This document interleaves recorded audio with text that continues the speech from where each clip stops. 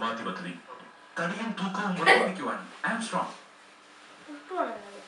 ലണ്ടനിലെത്തിയ Asianet news Santa സംഘത്തിന് കേരള തനിമയുള്ള സ്വീകരണമാണ് കിട്ടിയത്.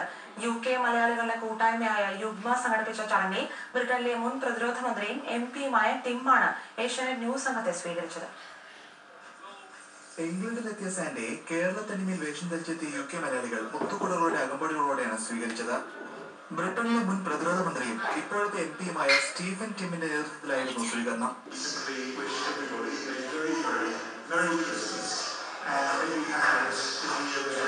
മലയാളികൾ അവതരിപ്പിച്ച വിവിധ കലാപരിപാടികളും അരങ്ങേറി. ക്രിസ്മസിന്റെ വരവിനെ ഓർമ്മിപ്പിക്കുന്ന വിവിധ കരോൾ ഗാനങ്ങളും ചടങ്ങിന് ഇമ്പമേകി.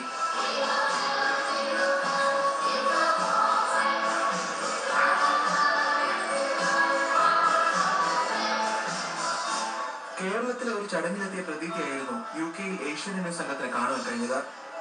Asianet news senior coordinating editor Unni ബാലകൃഷ്ണനും റിസർച്ച് എഡിറ്റർ P. മോഹനും ഏഷ്യാനെറ്റ് ന്യൂസ് സാന്റ സംഘത്തോടൊപ്പം ഇംഗ്ലണ്ടിൽ വെച്ച് ചേർന്നു. UK മലയാളികളുടെ സംഘടനയായ യുഗ്മ പ്രസിഡന്റ് വർഗീസ് ജോണിന്റെ നേതൃത്വത്തിലാണ് സ്വീകരണ ചടങ്ങുകൾ സംഘടിപ്പിച്ചത്.